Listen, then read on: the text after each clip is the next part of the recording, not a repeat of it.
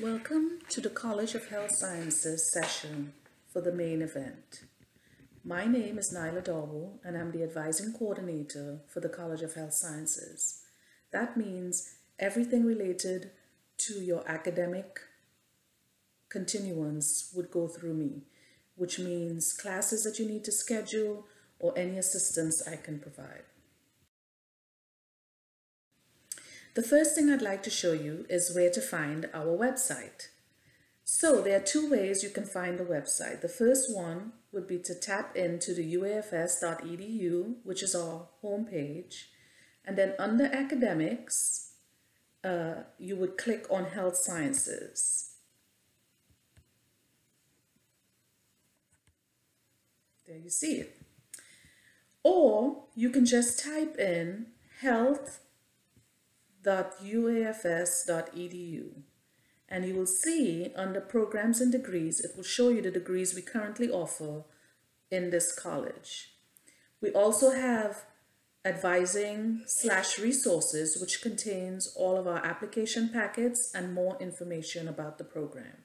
So please feel free to browse our website at your convenience. The College of Health Sciences programs all have a second admission requirement and process, and this is to get into the clinical phase of those programs. Be aware that just because you declare it as your major does not guarantee you admission into the program, and it is every student's responsibility to know your chosen program's requirements. So let's look at a few of those. In terms of GPA requirements, most of our programs have a minimum of a 2.5. The only program that doesn't will be our surgical technology program, and their minimum GPA to apply is a 2.0. However, keep in mind that the programs are all very competitive, and the average class cohort's range of GPA is from 3.2 to 3.8. So the bottom line here, always aim for A's and the best grades that you can. Students also need to know your own limitations. Sometimes we select majors because that's what our parents want us to do, or we feel like it will make us a lot of money. But it's important that your aptitude, what you're good at, what you excel at, matches with what you would like to do, what I call your attitude. So if I'm someone that doesn't like sciences, or I hated sciences in high school, then I may need to rethink a major in the College of Health Sciences because all of them are very heavy in science courses. So know your own limitation because that puts you on the best path to be successful. Students often want to work while they pursue these majors, and that becomes very difficult in these competitive programs. Work is not the priority. And students have to realize that the short-term sacrifice you make now is for the long-term gain that you hope to achieve. And that is because any career or any employment in the health sciences field is going to guarantee you a good salary and a good outcome later on. Students have to study. You cannot cram. You must get information into your long-term memory. And the way we do that is by repetitive studying and dedicating time to studying. The model that people say you should use is that for every 1 hour you are in class, you should spend 3 hours outside of class studying. So let's think about that for a minute. If I'm enrolled in 15 hours of classes, which is probably the average freshman schedule, that means I should be spending 45 hours outside of class studying for those courses. Now remember, 40 hours is a full-time job. So that tells you the demand on your time to be successful in college and in these programs. You have to have time management and test-taking skills. If you need help with some of those, please always go to our Academic Success Center located in the Vines building on the 2nd floor. They have several resources to help you with that.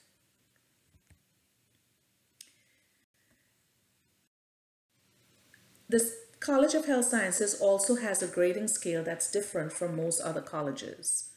So at this point, and remember things may change, we currently use the 7-point grading scale where an A is 93 to 100 and the minimum C grade is a 75%. That is true for all of our majors but nursing, which is 77%. Nursing majors also have to pass math exams each semester, and they will be told the required percentage they need to pass. So why do we have higher standards in the College of Health Sciences? Because we will be dealing with patients, and that is a matter of life and death. So we have to hold students to higher standards. Some of our majors require, in order to apply to the program, a second exam called the PSB. This stands for the Psychological Services Bureau Health Occupations Aptitude Exam. The 3 majors that currently require that for their program are dental hygiene, radiography, and surgical technology. This is a computerized exam, so you take it on the computer, and it's given during the spring semester. You are allowed to take it twice in the spring semester with at least 30 days in between each test. Please make sure if you are in one of those programs or you're interested in one of those that you are aware of the dates and times that's offered. All of that will be posted on the ASC's webpage. Quality points are one of the factors we use for ranking purposes to determine the students that are accepted into the clinical phase. Quality points are derived from the courses on your degree plan, and they are given only for courses on the degree plan that you have completed, in other words, have earned the final grade in prior to the application deadline. Now, we understand that when you apply, you will be enrolled in certain courses that semester that are on the degree plan, but please be aware that those will not give you any quality points. It's only ones that you would have earned before. So that matters in the long run as you pursue your path forward. So keep that in mind. Nursing and dental hygiene majors have to also be aware of a very important policy in the College of Health Sciences, and that is the repeat policy. What that policy says is students may not attempt any course more than twice and be eligible for admission into the program. An attempt means that the course appears on your transcript as either a D, F, or W, and a W means you withdrew from the course. So what does that mean? So if I am a nursing major and in my freshman year I take Math 1403, which is college algebra, and I struggled so I dropped it, I would get a grade at the end of that semester that's a W. It means I have one more chance to attempt that course. If I attempt that course and make a D the second time, I have now maxed out my maximum number of repeats. Therefore, I will have at that point to change my major from nursing to something else. So if this is your goal, I want you to realize that from the beginning, you're going to have to be careful how you schedule, what you schedule, and how you study for your courses. There are some majors that allow a student to have a bad semester, and we all know that adjusting to college is difficult. So students often slip up the first, second semesters because they're adjusting to a lot of things. The majors in the College of Health Sciences, however, are not forgiving of that. So you have to hit the ground ready to go and ready to perform to the best of your ability. During the application process, if you are accepted into the clinical phase, you will then have to be submitted for a criminal background check and drug screen. And that is because we work with area clinical facilities or hospitals, and they have the authority to deny clinical training in their facility secondary to the outcome of your screening. Any student who is unable to practice in any clinical agency because of an adverse or negative background check and or drug screen will be unable to complete the program objectives. At that point, your admission into the program will be revoked, or if you're already in the program, your continued progression will be halted. Okay, so it's very important. We know you're young and sometimes we make silly mistakes when we're young, but again, if this is the path you want, you have to be careful of all of these things that can hurt you in the long run. The reason clinical facilities are so strict is because they are responsible for patients, and public health safety is the first priority, not students. So they have to ensure that the personnel working with their patients are safe in every way. So just be careful. Try not to make too many silly decisions. The other thing I wanted to talk about was social media, and we all know that everyone is on social media in whatever form that takes. And it has become a national issue. So you have to be very careful about what you post on social media, especially after you get into the clinical phase. Because there are policies that have to be put into place to protect patient privacy.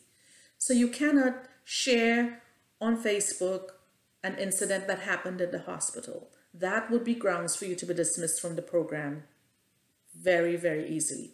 So let's watch this short video that shows us the social media, a guide for healthcare students.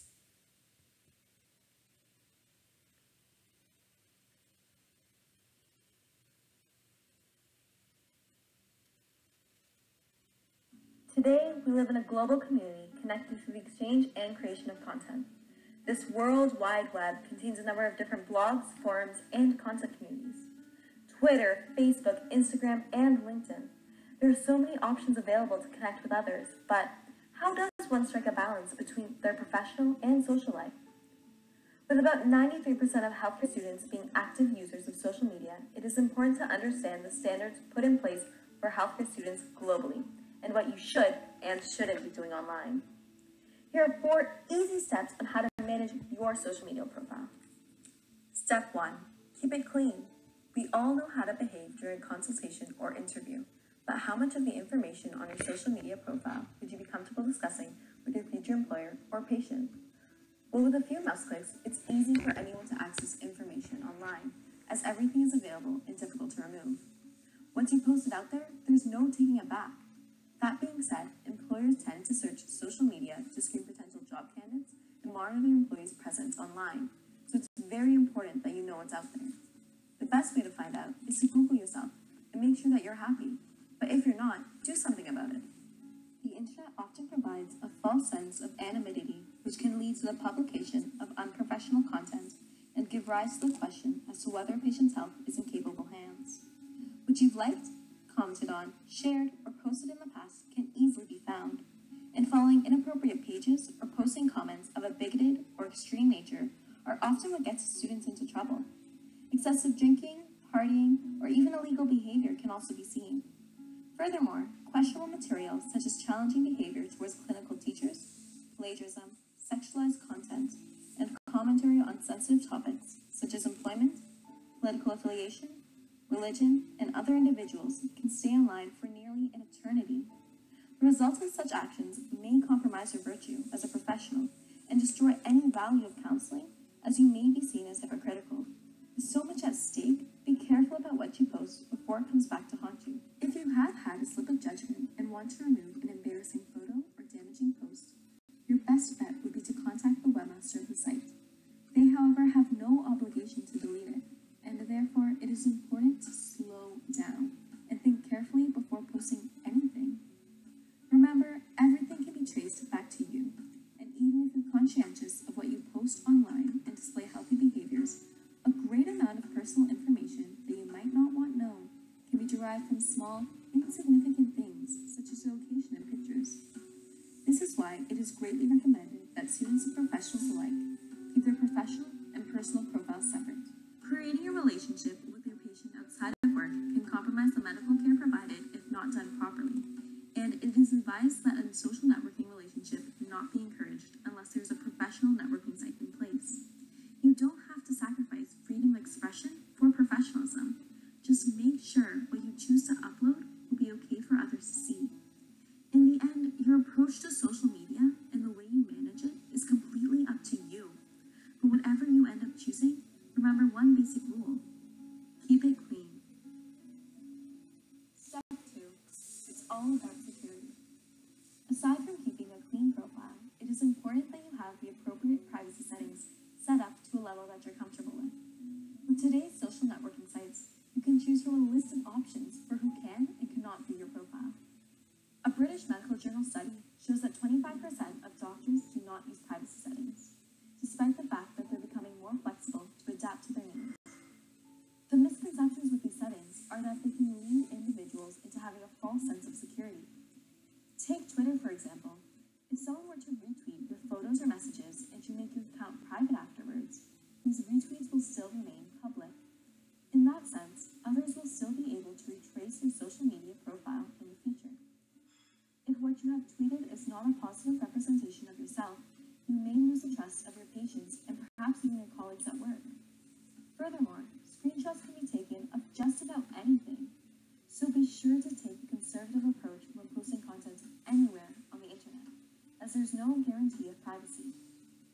while privacy settings are beneficial and can deter most individuals from prying, they only make it more difficult to access online information and are not foolproof. Anything you upload onto cyberspace can still be found, and nobody wants to be on the negative end of that situation. Truth is, nobody has to be. If you understand the function of privacy settings on social networking sites and are clear on who can view your profile, then one can maintain a positive online reputation as a healthcare student or professional with little effort. Step 3. Maintain the public's trust. The relationship between a healthcare professional and their patient is built on a mutual respect and a preservation of confidentiality. As a future healthcare professional, do not release any information about a patient or post anything that is related to their care without documented consent, as it may have severe consequences. Expulsion from your program is truly the least of your worries, as other consequences may include getting your license revoked, legal issues, and incarceration. Even information that is unidentifiable can equate to a confidentiality breach, as it can be pieced together. Refrain from any posts about patients, and don't discuss your patient online with another individual that isn't part of their immediate care. If you are seeking a professional opinion online, keep in mind that they are not directly involved in the care, and therefore you have no right to disclose specifics. You can, however, speak of the case in a very general context. If you're not sure if you can share a certain piece of information, or even an image, then just don't do it. This way, the patient's confidentiality is maintained and a sense of mutual respect remains present. Step number 4. If you provide advice in your opinion, do it properly.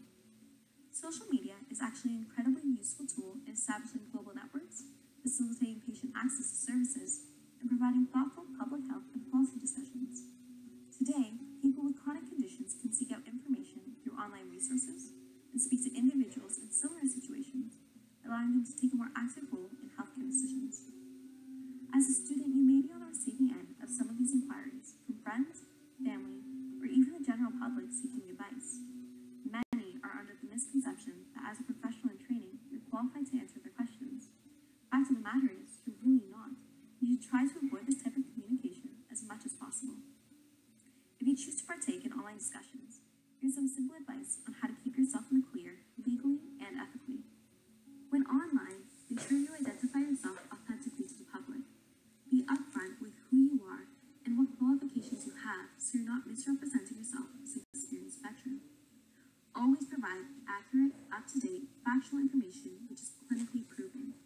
Providing individuals with resources to find the information themselves is often a great choice. Also, don't exploit the public's vulnerability or lack of medical knowledge, but rather try explaining things in the clearest and simplest terms and provide different viewpoints on a topic or opinion. In response to specific electronic inquiries, try not to refer to the sender, but rather all replies should be written in a standard form response in order to avoid crossing the line of confidentiality. If that person happens to be someone you see on a regular basis or a patient, written and informed consent is a necessity before beginning any online interaction. When online, it's all about branding and putting your best foot forward when discussing professional matters in a public context. If you choose to engage in these online communities, be sure to protect yourself and have the best interests of your patients at hand. Although keeping track of your social media seems easy, it's really not. A U.S. research study into medical students' use of social media indicates that cases which resulted in rustication were primarily caused by patient confidentiality violations, use of discriminatory or profane language, and depictions of intoxication or illicit substance abuse. In fact, the chair of the General Medical Council told student E&J that there are approximately 350 to 400 concerns about student conduct per year, with 60 resulting in the student's fitness and practice being called into question. In the past couple of years alone, there have been several headlines gracing newspapers in regards to misconduct amongst healthcare students in training and professionals alike, from uproar after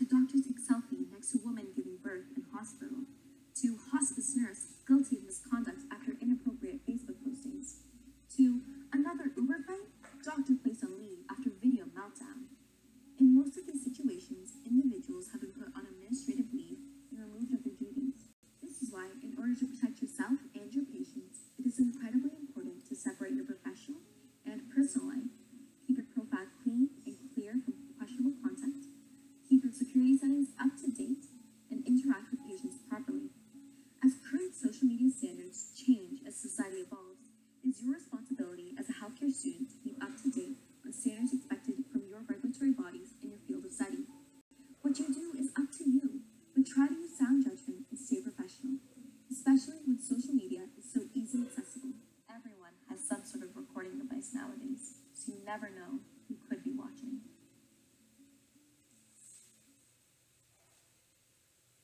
So again, important information for us to keep in mind, okay? All right.